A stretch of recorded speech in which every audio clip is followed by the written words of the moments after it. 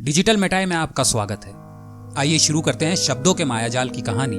हिंदुस्तान में ज्ञान की कमी नहीं है। जहां भी आपकी नजर जाती है वहीं ज्ञान मिल जाता है। और कुछ ऐसा ही ज्ञान आपको मिलता है हाईवे की सड़कों पर, जहां पर हर ट्रक के पीछे बड़ी अच्छी अच्छी बातें लिखी होती है। ट्रक या किसी भी गाड़ी के पीछे कभी कभी तो इतनी शानदार चीजें लिखी होती है कि आप उसे भूल नहीं सकते। हम सभी ने कभी न कभी सफर जरूर किया होगा।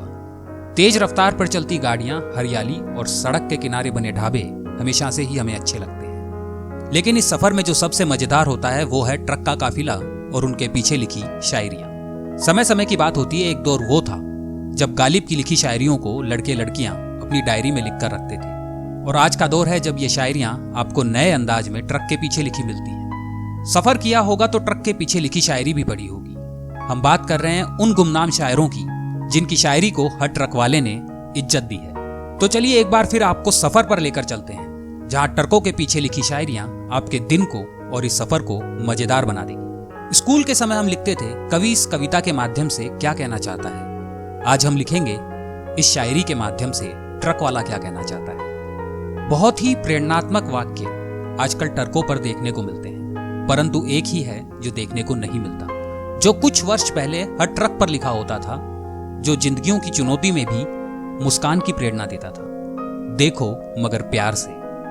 भले ही लोग आस्तिक हो या नास्तिक, टोने टोटकों में विश्वास रखते हो या ना भी रखते हो, पर उनके ट्रक पर बुरी नजर वाले तेरा मुंह काला लिखा हुआ और पास ही काले धागे में 7 नींबू मिर्ची टके हुए आपको दिख ही जाएंगे। इसके साथ ही एक और अच्छी बात लिखी होती है जो हर इंसान के लिए बहुत जरूरी है, वो है माँ का आशीर्वाद। रो मत पगली कल फिर आऊंगा। ये लाइन एक सरल लाइन आपने हमने कई ट्रकों के पीछे लिखी देखी हो, लेकिन ये लाइन जितनी सरल है उतनी ही गहरी भी है। एक ट्रक ड्राइवर जब अपने सफर पर निकलता है तो वो हफ्तों तक अपने परिवार और अपनी पत्नी से दूर रहता है। ये दूरी पत्नी से सहन नहीं होती और वो रोने लग जाती है। इसके जवाब में ड्राइवर साहब कहते हैं, रो मत पगली कल फिर आऊंगा।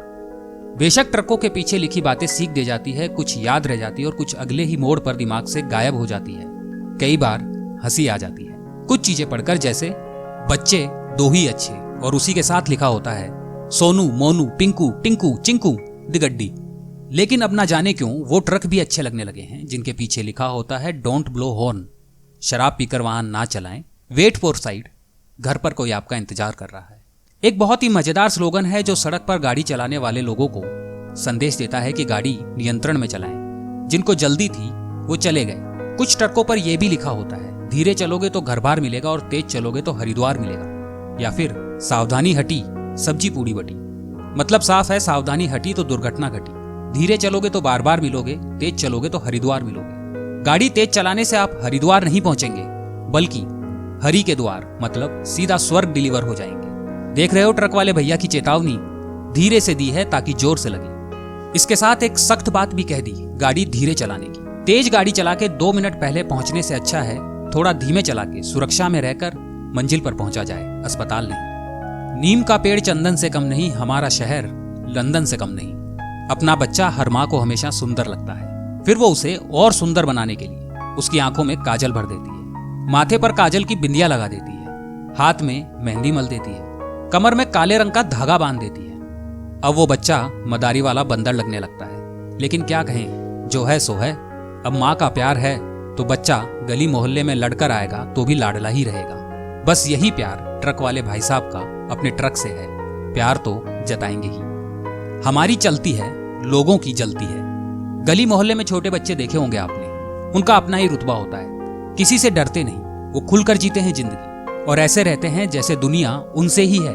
ये भाई साहब अब ट्रक ड्राइवर बन गए हैं, लेकिन रुतबा खत्म नहीं हुआ है। वाहन चलाते समय सौंदर्य दर्शन ना करें, वरना देव दर्शन हो सकते हैं। बस उसी से बचने की सलाह दे रहे हैं और बता भी रहे हैं कुछ उल्टा सीधा मत करना, लफड़ा हो जाएगा। उससे अच्छा है सीधा गाड़ी चलाओ, काम पर जाओ, इधर उधर मुंह मत मारो, लटक मत पटक दूंगी। जिनको फ्री में ट्रकों का सफर करने वालों से बहुत दिक्कत है, वो इसमें बस चुपके से बैठ जाते हैं, अपने हाथ से गाड़ी पकड़ लेते हैं, फिर ट्रक जितना चलता जाता है उसके पीछे पीछे हो लेते हैं। उन्हीं के लिए है लटक मत पटक दूंगी। कुत्ता भी बिना वजह नहीं भौंकता।